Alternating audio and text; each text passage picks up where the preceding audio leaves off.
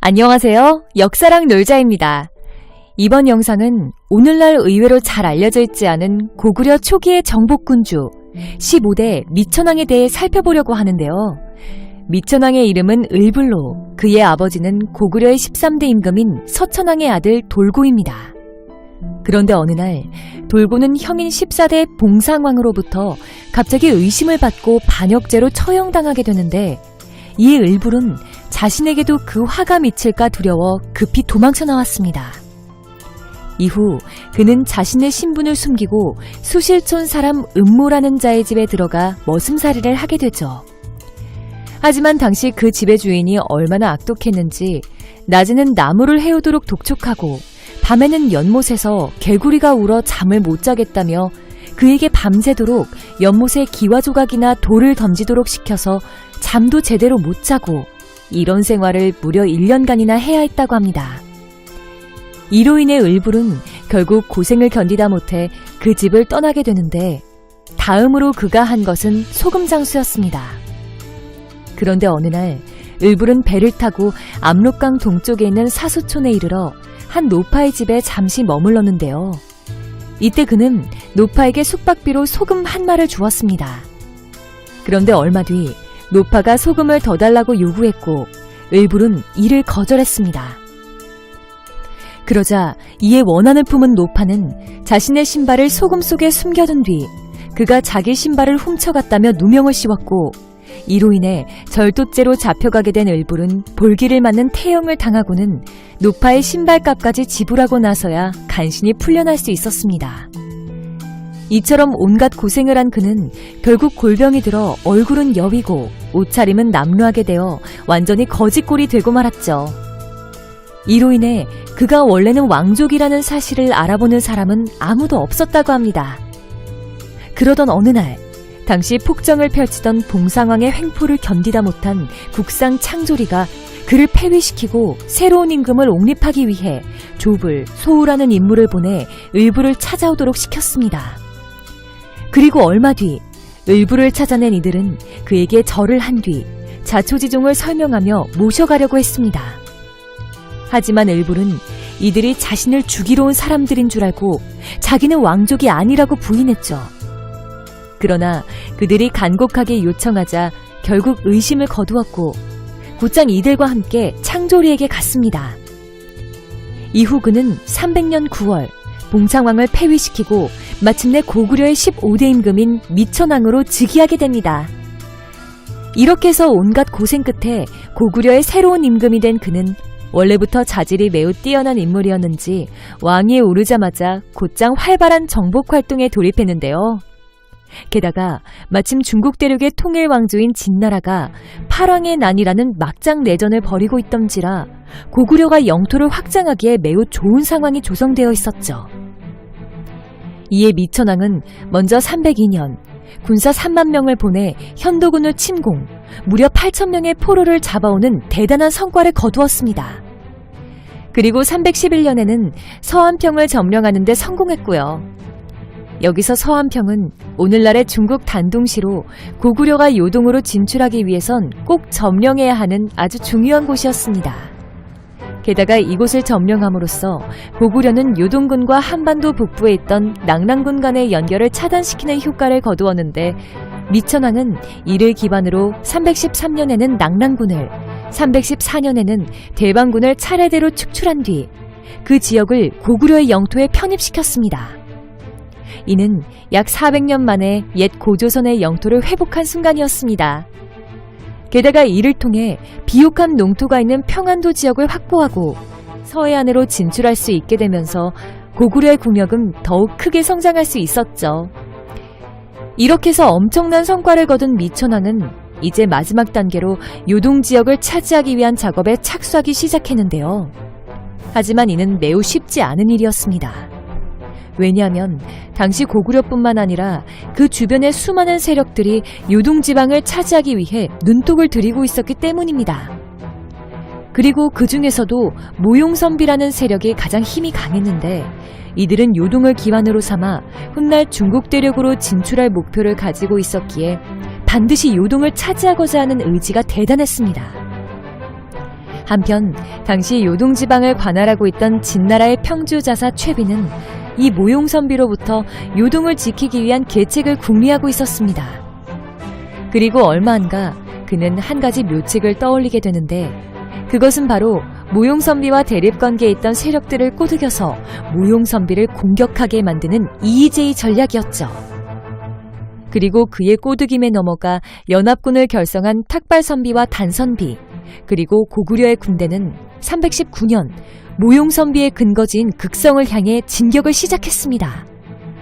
하지만 모용선비는 결코 만만치 않은 상대였습니다.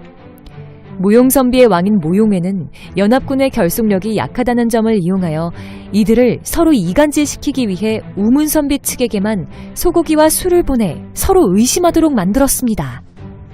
그리고 이를 본 단선비와 고구려 측은 우문선비가 모용선비 측과 혹시 내통하고 있는 것이 아닌지 의심하기 시작했고 결국에는 군사를 돌려 회군해버렸죠.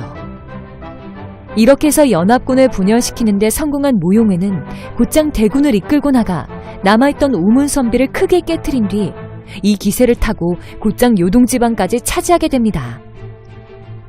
그러자 미천왕은 아직 요동을 포기할 수 없었는지 몇 차례 군사를 보내 모용선비가 점령한 요동지방을 공격하게 했지만 번번이 패배하고 말았는데요. 이후 그는 331년 요동정벌의 꿈을 이루지 못한 채 결국 눈을 감고 말았습니다. 그리고 이때 그가 못다 이룬 꿈은 훗날 광개토 대왕이 등장하여 모용선비의 국가인 후연을 격파하고 요동지방을 완전히 정복하면서 대신 실현되게 됩니다.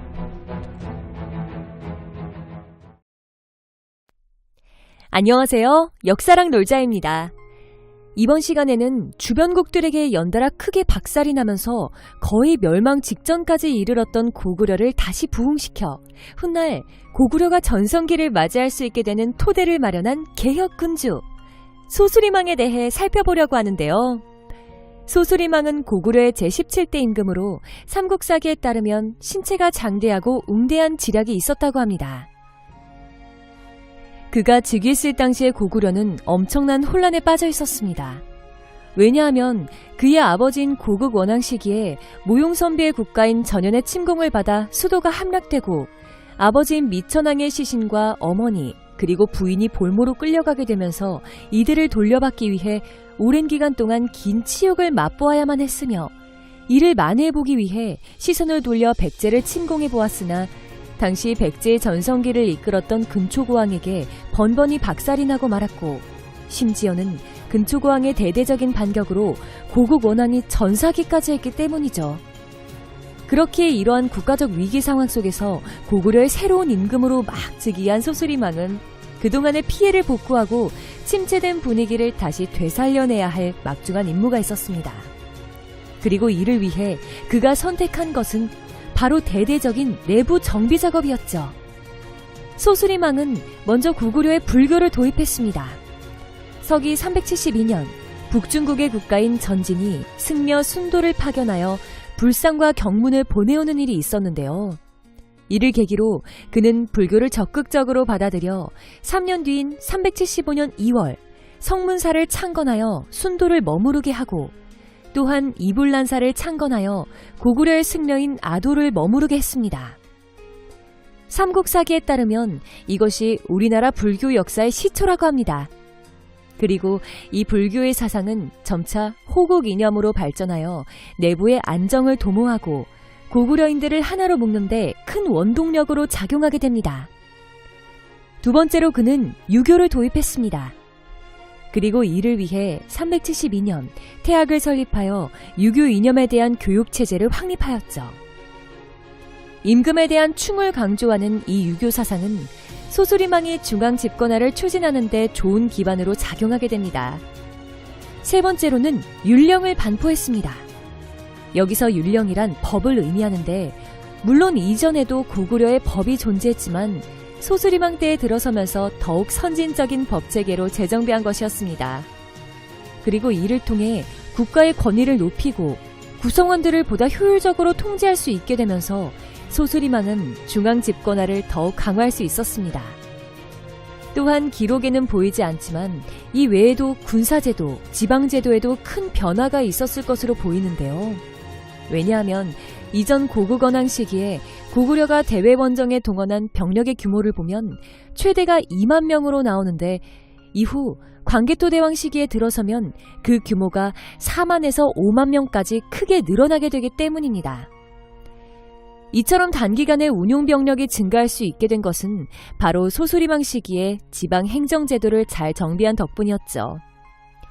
이처럼 즉위 초기부터 정신없이 내부 정비 작업에 몰두한 소수리망은 여러 개혁들을 통해 침체되어 있던 고구려에 새로운 활력을 불어넣었고 더 나아가 국력을 한층 더 끌어올리면서 고구려가 국가적 위기에서 벗어나 다시 재도약을 할 수 있는 토대를 마련했습니다. 이후 모든 내부 정비 작업을 마친 소수리망은 이를 기반으로 곧장 대외정벌에 나서게 되는데요. 이때 그의 목표는 바로 백제였습니다. 375년 7월 소수리망은 군사를 보내 백제의 수곡성을 기습 공격하였고 이에 백제 근초고왕은 즉각 군사를 보내 방어하도록 하였지만 고구려군에게 격파당하고 말았습니다. 그리고 고구려군은 결국 수곡성을 함락시키는 데 성공했죠. 이전 고국 원왕 시기만 하더라도 고구려군은 백제군만 만나면 매번 쥐어 터지기만 했는데 이번에는 완전히 달라진 모습을 보이기 시작한 것이었습니다. 이후 근초고왕은 병사를 크게 일으켜 반격에 나서려 하였으나 마침 백제의 큰 흉년이 들어 실행하지 못하였고 그해 11월에 결국 사망하게 됩니다. 그리고 그의 뒤를 이어 근구수왕이 백제의 새로운 임금으로 즉위하게 되는데 이때 고구려 입장에선 근구수왕도 근초고왕 못지않게 매우 껄끄러운 상대였습니다. 왜냐하면 근구수왕은 과거 태자였던 시절 고국원왕의 2만 군대를 크게 격파한 적이 있으며 아버지 근초고왕이 3만 명의 정예병을 이끌고 고구려의 평양성을 공격할 때 함께 참전하기도 했을 만큼 군사적 재능이 매우 뛰어났던 인물이기 때문입니다. 하지만 소수리망은 전혀 주눅들지 않았고 오히려 376년 11월 백제의 북쪽 변경을 공격하여 근구수왕에게 먼저 선빵을 날렸습니다. 그러자 근구수왕은 377년 10월 고구려에게 과거의 악몽을 다시 재현시켜주기 위해 자신이 직접 3만 명의 대군을 이끌고 평양성을 향해 진격하기 시작했는데요. 게다가 마침 이때 고구려의 전염병까지 크게 돌기 시작했습니다. 즉 소수리망은 자신의 재위 기간을 통틀어 최대 위기를 맞이한 순간이었습니다. 그런데 소수리망은 놀랍게도 백제군을 물리치는 데 성공했고 이 기세를 타고 다음 달인 377년 11월 백제의 북쪽 변경을 다시 공격했습니다. 하지만 양측은 이후 어쩔 수 없이 전쟁을 중단할 수밖에 없었습니다. 왜냐하면 378년 고구려에서 큰 가뭄으로 인해 백성들이 서로 잡아먹을 지경까지 이르렀고 그해 9월에는 거란이 침공해와 8개의 부락을 빼앗았으며 380년에는 백제에서 전염병이 크게 돌고 382년에는 비가 안 와 가뭄으로 자식을 파는 백성들이 늘어나는 등 양측 모두 지독한 자연재해에 시달렸기 때문이죠. 이후 소수리망은 384년 11월이 되자 결국 눈을 감았습니다. 그런데 이때 그에게 아들이 없었기 때문에 그의 동생이 고구려의 다음 임금으로 즉위하게 되니 이 인물이 훗날 고구려의 전성기를 이끌게 되는 광개토 대왕의 아버지 고국 양왕입니다. 그리고 고구려는 이후 소수리망이 쌓아놓은 국력을 토대로 광개토 대왕, 장수왕, 문자명왕, 안장왕으로 이어지는 최전성기를 누리면서 별 볼 일 없던 산골짜기의 소국에서 단숨에 동북아시아의 강대국으로 급부상하게 됩니다.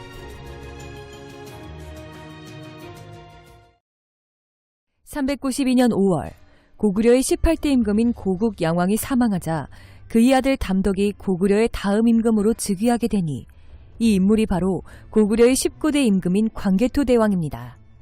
삼국사기에 따르면 그는 체격이 크고 생각이 대범했다고 하는데요. 또한 광개토 태왕릉비에 따르면 그가 즉위했을 당시의 나이가 고작 18세였다고 합니다. 광개토 대왕은 즉위한 지 고작 2달 만인 그해 7월 군사 4만 명을 거느리고 어디론가 원정을 떠났습니다. 이때 그의 목표는 바로 할아버지인 고국 원왕을 죽인 원수 백제였죠. 그런데 당시 백제의 임금이었던 진사왕은 그가 용병에 능하다는 소문을 듣고는 겁을 먹어 감히 그와 대적할 생각을 하지 못했다고 합니다. 그 사이에 태왕은 순식간에 백제의 석현성 등 10개의 성을 함락시켜버렸습니다. 이후 광개토 대왕은 그해 9월 이전부터 고구려의 변경을 공격하여 노략질을 일삼아왔던 거란족을 응징하고자 군사를 보내 거란족을 격파한 뒤 포로 500명과 그곳에 끌려가 있던 고구려인 1만 명을 데리고 돌아왔습니다. 그리고 연이어 그해 10월 재차 백제 원정에 나서서 백제의 매우 중요한 요충지이자 천혜의 요새였던 관미성을 함락시켜 서해안의 제해권을 장악했죠. 삼국사기에 따르면 관미성은 사면이 절벽이고 바다로 감싸 있는데 태왕이 7방면으로 군사를 나누어 공격하니 성이 20일 만에 함락되었다고 합니다. 그런데 더욱 놀라운 사실은 이 모든 것이 그가 즉위한 지 고작 1년도 되지 않은 시점에서 이루어낸 업적들이라는 겁니다. 한편 백제에서는 392년 11월 진사왕이 사망하고 다음 임금으로 17대 아신왕이 즉위했는데요. 이제 막 백제의 새로운 임금이 된 아신왕은 즉위 직후부터 외삼촌 진무를 좌장으로 삼아 군사에 관한 일을 맡기는 등 고구려의 반격을 가하기 위한 준비 작업에 착수했습니다. 그리고 393년 8월 진무에게 군사 1만 명을 주어 고구려의 남쪽 변경을 공격하도록 명하면서 드디어 대대적인 반격을 시작하게 되죠. 하지만 진무가 이끄는 백제군은 관미성에서 고구려군의 거센 저항에 가로막혀 별다른 소득 없이 회군해야만 했습니다. 그러나 아신왕은 여기서 포기하지 않고 394년 7월 다시 군사를 일으켜 고구려를 공격했는데 이번에는 광개토 태왕이 이끄는 정예기병 5,000명에게 대패하고 말았습니다. 하지만 아신왕은 이미 2번이나 패배했음에도 불구하고 395년 또다시 군사를 징발하여 고구려를 침공했는데요. 그러나 이번에도 직접 군사를 이끌고 온 광개토 태왕에게 또 대패하여 군사 8,000명이 사망하는 엄청난 피해를 입고 말았습니다. 한편 뛰어난 군사적 재능을 발휘하며 백제의 대규모 반격을 모두 막아낸 광개토 태왕은 백제의 보복을 가하기에 앞서 396년 재차 거란족을 정벌하여 세계의 부락을 격파한 뒤 그들의 소, 말, 양들을 엄청나게 많이 노획해왔습니다. 그리고 다음 해인 397년이 되자 친히 군사들을 이끌고 드디어 백제를 향해 대규모의 보복 공격 개시했는데요. 그는 이번 원정에 수군과 육군을 총동원하여 순식간에 백제의 58개 성과 700촌을 함락시킨 뒤 백제의 수도인 한성까지 치고 들어가 성을 포위했습니다. 그러자 태왕이 이끄는 고구려군의 압도적인 힘에 밀려 궁지에 몰리게 된 백제의 아신왕은 결국 포로 1,000명과 세포 1,000피를 헌납하며 항복했고 이에 태왕은 아신왕을 자신의 발 앞에 꿇어앉힌 뒤 그에게 이제부터 영구히 고구려왕의 노객이 되겠다는 맹세를 받아냈습니다. 앞서 백제의 전성기를 이끌었던 근초고왕에게 죽임을 당한 할아버지 고국원왕의 원한을 갚는 데 성공한 순간이었죠. 이후 태왕은 아신왕이 앞으로 고구려를 잘 섬길 것인지를 지켜보기로 하고는 그의 아우와 백제의 대신 10여 명을 볼모로 잡아 고구려로 기환했습니다. 그러나 포기를 모르는 남자인 아신왕은 광개토 태왕이 본국으로 돌아가자마자 또다시 반격에 나설 준비에 들어갔는데요. 하지만 계속된 전쟁으로 인해 백제의 국력은 이미 한계점에 도달한 상태였습니다. 삼국사기에 따르면 이때 백제의 백성들이 병역을 고통스럽게 여겨 신라로 많이 달아났다고 합니다. 이에 아신왕은 고구려 공격을 잠시 단념할 수밖에 없었고 그 대신 당시 고구려와 밀접한 관계를 맺고 있었던 신라를 먼저 처리하기 위해 399년 말 외국과 가야를 끌어들여 신라를 침략하도록 사주했습니다. 이로 인해 외국과 가야의 대대적인 침략을 받고 위기에 처하게 된 신라 측은 즉각 고구려에 사신을 보내 도움을 요청했죠. 한편 숙신을 정벌한 뒤 마침 평양에 머물고 있었던 광개토 태왕은 신라 사신의 도움 요청을 수락하여 400년 신라를 구원하기 위해 무려 5만 명의 대군을 파견했습니다. 이후 신라에 도착한 고구려의 대군은 가야와 외국의 군사들을 크게 격파하여 신라를 위기에서 구해냈으며 더 나아가 금관가야의 종발성까지 밀고 들어가 응징을 가했습니다. 그 결과 이때 고구려군의 공격을 받은 금관가야는 결국 몰락하고 말았고 당시 금관가야가 차지하고 있었던 가야연맹의 맹주국 지위는 훗날 대가야로 넘어가게 됩니다. 그리고 도움을 받은 신라는 이후 고구려의 간섭을 받는 속국이 되어 고구려의 조공을 바치게 되며 또한 신라의 영토에 고구려군이 주둔하게 됩니다. 그런데 비슷한 시각 고구려의 주력군이 신라를 구원하기 위해 남쪽으로 원정을 떠난 사이에 갑자기 후연의 황제인 모용성이 군사 3만 명을 이끌고 고구려를 침공하여 신성과 남소성을 점령하고 700여리의 땅을 빼앗아가는 사건이 발생했는데요. 이에 광개토 대왕은 얼마 뒤 남정을 떠났던 군사들이 돌아오자 즉각 반격에 나서서 빼앗긴 땅을 모두 수복하였으며 더 나아가 당시 후연이 차지하고 있었던 요동지방까지 공격하여 이를 빼앗아 버렸습니다. 또한 그는 여기서 멈추지 않고 402년 군사를 보내 요서지방에 위치한 후연의 숙곤성을 공격하여 승리를 거두었으며 404년 11월 재차 군사를 출동시켜 후연을 공격하도록 명하면서 막강한 고구려의 힘을 과시했죠. 게다가 비슷한 시기에 또다시 백제의 사주를 받은 왜군이 오늘날의 황해도 지방을 침공해오자 태왕은 직접 군사들을 이끌고 출정하여 이 왜구들을 모조리 괴멸시켜버렸습니다. 하지만 이처럼 엄청난 활약을 펼치던 광개토 태왕에게도 잠시 위기가 찾아오게 되는데요. 왜냐하면 후연의 대대적인 반격이 시작되었기 때문입니다. 405년 1월 후연의 황제 모용이가 앞서 고구려에게 빼앗겼던 요동지방을 되찾기 위해 직접 대군을 이끌고 요동성을 공격해왔습니다. 그러나 요동성의 고구려 군사들은 용감히 맞서 싸워 결국 후연군을 막아내는 데 성공했습니다. 이후 406년 12월에도 후연군이 고구려의 목저성을 공격해왔는데 고구려군은 이번에도 후연군의 공격을 성공적으로 막아냈습니다. 이처럼 당시 고구려군은 후연의 반격을 성공적으로 방어해내고 있었죠. 그리고 얼마 뒤 이번에는 다시 고구려의 반격이 시작되게 되는데요. 광개토 태왕은 407년 자그마치 5만 명의 대군을 파견하여 후연군을 크게 격파했습니다. 광개토 태왕 릉비에 따르면 이때 노획한 갑옷이 무려 만여 벌이며 그 밖에 노획한 군수물자들 역시 그 수가 헤아릴 수 없이 많았다고 합니다. 즉 고구려의 대승이었던 것입니다. 그런데 얼마 뒤 후연에서 반란이 일어나 고구려의 인물인 고운이 새로운 황제가 되어 나라의 이름을 북연으로 고치면서 양국의 관계는 갑자기 우호적으로 바뀌게 되는데요. 삼국사기에 따르면 이때 광개토 태왕은 복연의 사신을 보내 같은 종족으로서의 예를 베풀었다고 합니다. 이렇게 해서 후연과의 전쟁을 대승으로 마무리한 광개토 태왕은 이후 아들 거련을 태자로 책봉하였으며 410년 드디어 마지막 원정을 떠나게 되는데 이때 그의 목표는 동부여였습니다. 그런데 태왕의 군사들이 동부여의 수도에 이르자 강력한 고구려군을 막을 수 없었던 동부여의 왕은 나라를 바치고 결국 항복하였다고 합니다. 그리고 동부여 원정을 마지막으로 광개토 태왕은 이후 413년 39세의 매우 젊은 나이에 일찍 생을 마감하게 됩니다.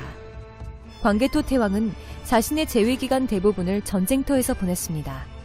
그리고 그 과정에서 그는 뛰어난 군사적 재능을 발휘하며 당시 고구려와 인접해 있는 거의 모든 세력들을 격파하여 굴복시켰죠. 그 결과 고구려는 동방의 평범한 국가에서 단숨에 동북아시아의 패권국으로 급부상하게 되었고 이를 토대로 고구려인들은 이후 고구려가 천하의 중심이라는 중국과는 다른 독자적인 천하관을 형성하게 됩니다. 또한 광개토 태왕 릉비에 따르면 그의 치세하에 나라가 부강하고 백성들이 편안하였다고 하니 그가 내치도 매우 훌륭했던 군주였음을 알 수 있는데요. 적에게는 공포의 대상이었지만 백성들에게는 자상한 군주였던 광개토 태왕. 정말 대단하지 않으신가요? 이번 영상은 여기까지입니다. 시청해주셔서 감사합니다. 413년 고구려의 정복군주 광개토 대왕이 사망하자 그의 아들인 태자 거련이 고구려의 다음 임금에 즉위하게 되니 이 인물이 바로 고구려의 20대 임금인 장수왕입니다. 삼국사기에 따르면 그는 체격이 장대하고 의기가 호방하였다고 합니다.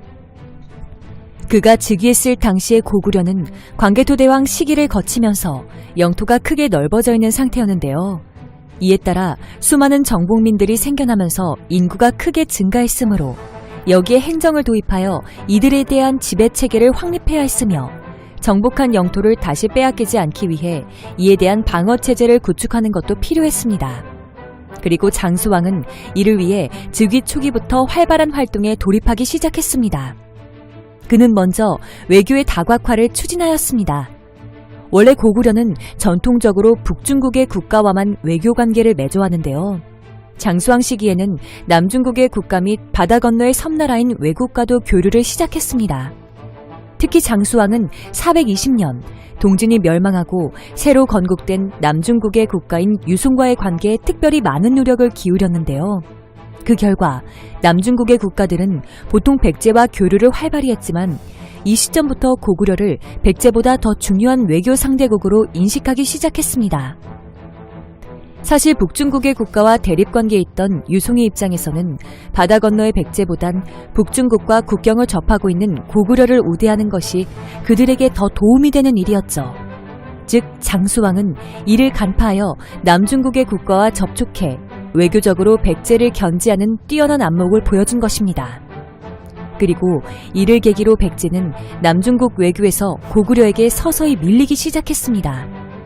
또한 장수왕은 국경을 접하고 있는 북중국의 국가와도 활발히 교류하면서 전쟁의 위협 없이 넓어진 영토를 빠르게 안정화시켜 나갔습니다.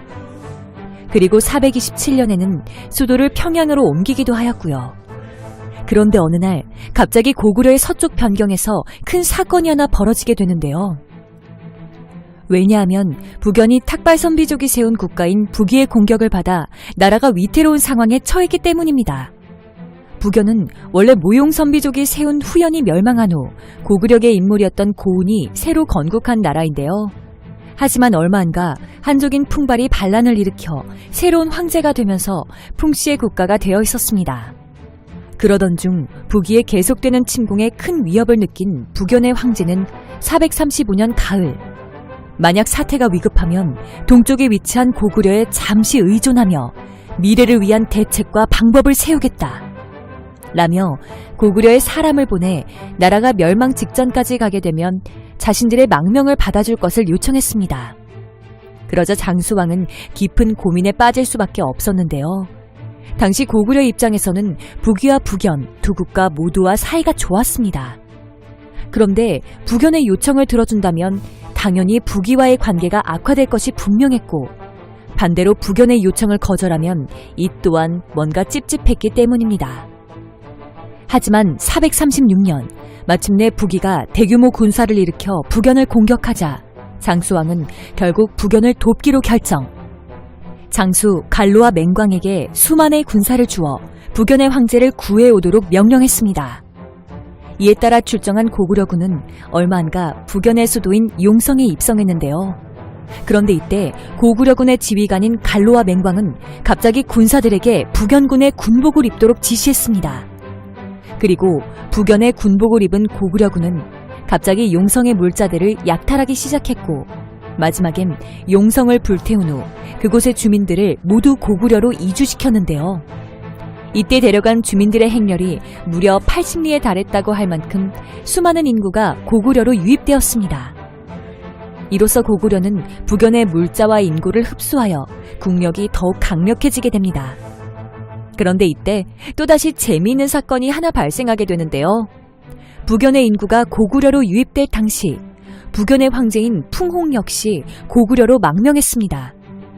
그리고 그가 고구려에 입국하자 장수왕은 곧장 사신을 보내 용성왕 풍군이 이곳에 와서 야숙을 하고 있으니 병사와 말이 피곤하겠소 라며 풍홍의 신세를 비꼬았습니다. 그러자 풍홍은 부끄러워하면서도 크게 분노하여 화를 내었다고 합니다. 이후 장수왕은 그를 북풍이라는 지역으로 이주시켰는데요. 하지만 풍홍은 망명온 처지였음에도 불구하고 마치 자신이 아직도 황제인 것처럼 그 지역의 법과 제도를 북연식으로 바꿔 운영하려고 했습니다. 이에 장수왕은 그의 시종들을 모두 빼앗고 아들을 볼모로 붙잡았는데요. 이는 아직도 자신의 처지를 인지하지 못하고 제멋대로 행동하려는 풍홍의 경고 조치였습니다. 그런데 이러한 장수왕의 조치를 크게 원망한 풍홍은 어느 날 몰래 남중국의 국가인 유송에 사람을 보내 자신을 신하라고 낮추면서 망명을 받아줄 것을 요청했는데요. 그러자 유송의 황제는 438년 왕백구 등에게 군사 7,000명을 주어 고구려로 가서 풍웅을 데려올 것을 명령했습니다. 이후 왕백구가 이끄는 유송군은 고구려에 도착하여 장수왕을 만난 후 풍웅을 내어줄 것을 요청했습니다. 하지만 장수왕은 풍웅이 유송으로 가는 것을 원치 않았는지 갑자기 장수 손자와 고구를 시켜 풍웅과 그의 자손 10여 명을 모두 죽여버렸는데요. 그러자 이 사실을 알게 된 왕백구는 갑자기 자신이 이끌고 온 군사들을 동원하여 손수와 고구를 공격해 손수를 사로잡고 고구를 죽였습니다. 이는 고구려와 유송 간의 외교 관계가 급격히 악화될 정도로 엄청난 사건이었습니다. 그리고 이 사실을 알게 된 장수왕은 당연히 대노하여 즉시 왕백구를 생포해버렸죠. 그런데 얼마 안가 그는 왕백구를 다시 유송으로 돌려보냈는데요. 이는 유송 측에서 왕백구를 어떻게 처벌하였는지 본 후 유송과의 관계를 결정하겠다는 것이었습니다. 이에 고구려에서 일어난 사건을 뒤늦게 알게 된 유송의 황제는 고구려와의 관계가 악화되는 것을 원하지 않았는지 송환된 왕백구를 곧장 옥에 가둠으로써 성의를 보였죠. 그 덕분에 양국의 관계는 다시 회복될 수 있었습니다. 이로써 장수왕은 유송과의 마찰을 좋게 마무리 지었는데요. 하지만 당시 그에게는 또 다른 고민거리가 있었으니 그것은 바로 북위와의 관계였습니다. 그는 북위와 북연 간의 전쟁에서 북연의 요청을 들어줌으로써 북위와의 관계가 급격히 악화되는 것을 감수해야만 했습니다. 그래서 장수왕은 이후 북위에 몇 차례 사신을 파견했지만 북위 측에서 별다른 반응이 없자 북위와의 외교 관계를 잠시 단절하게 되는데요. 그런데 이때 장수왕은 뛰어난 외교적 수완을 발휘하여 혹시 모를 북위의 침공 또한 방지하고자 했습니다. 이 시기의 대륙의 정세는 북방의 유목국가인 유연과 북중국의 북위, 남중국의 유송이 각축을 벌이고 있었습니다. 그리고 이 중에서 가장 세력이 강성했던 국가는 북위였지만 당시 북위는 유연과 유송 사이에 끼어 남북으로 대치 중이었기 때문에 군사를 함부로 움직이는 것이 힘들었는데요. 왜냐하면 만약 북위가 유연을 공격할 경우 이 틈을 노려 유송이 북진해 올 것이고 반대로 북위가 유송을 공격한다면 유연이 남진해 올 것이 틀림없었기 때문입니다. 그리고 이러한 국제정세를 정확하게 파악하고 있던 장수왕은 바로 이 점을 이용하기 시작했습니다. 바로 북위와 대치 중인 유연과 유송을 이어주는 중개자 역할을 자처하여 북위를 견제하려 한 것이었죠. 즉 북위와의 관계가 악화되자 유연과 유송을 이용하여 북위를 견제하게끔 함으로써 혹시라도 북위가 고구려를 침공하지 못하도록 외교적 안전망을 구축한 것이었습니다. 그런데 이처럼 장수왕이 뛰어난 외교수를 선보이고 있을 무렵 갑자기 한반도 남쪽에서 심상치 않은 일이 벌어지고 있었는데요. 왜냐하면 백제와 신라가 동맹을 맺고 고구려에 대항하기 시작했기 때문이었죠. 더군다나 특히 백제의 행동이 매우 위협적이었는데요.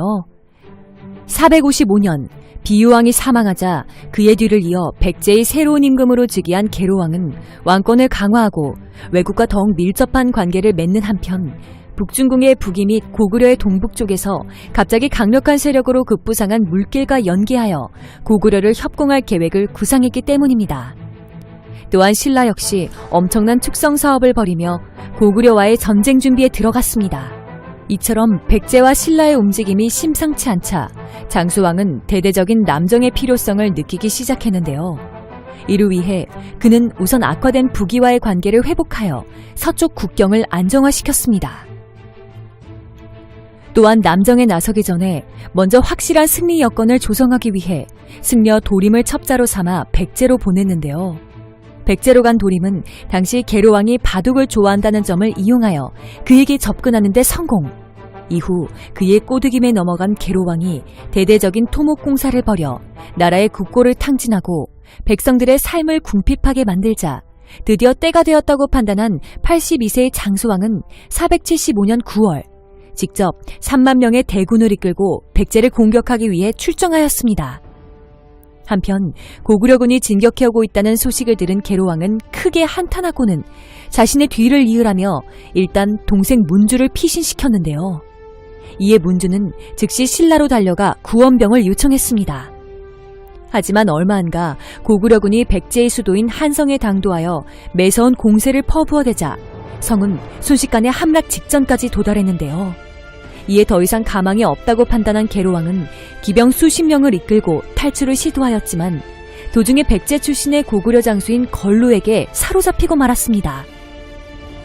그리고 그를 생포한 걸루는 말에서 내려 절을 하더니 계로왕의 얼굴에 3번 침을 뱉고 그를 아차성으로 보냈는데요. 계로왕은 그곳에서 결국 고구려군에게 처형당하게 됩니다. 이후 동생 문주가 신라의 구원병 1만을 데리고 도착했으나 이미 고구려군은 한성을 폐허로 만들고 계로왕까지 죽인 뒤 철군한 상태였죠. 이처럼 장수왕의 백제 침공은 순식간에 이루어졌으며 백제는 별다른 저항도 해보지 못한 채 무너져 버렸습니다. 그리고 이를 계기로 백제는 오랜 기간 동안 혼란기에 접어들게 됩니다.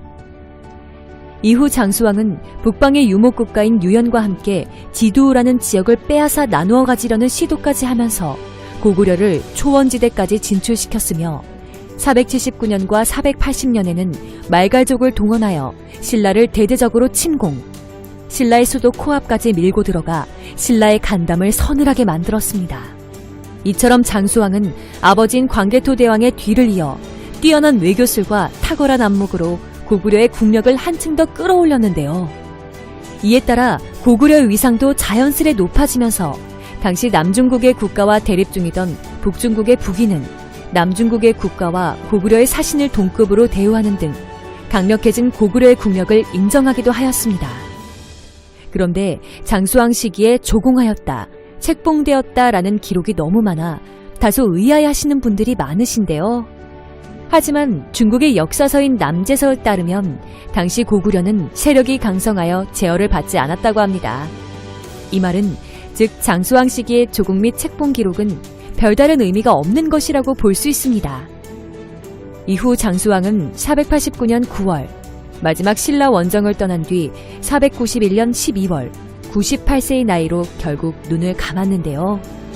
그리고 그가 추진했던 남진 정책은 고구려의 다음 임금으로 즉위한 손자 문자 명왕이 이어나갔으며 고구려는 계속해서 최고의 전성기를 누리게 됩니다.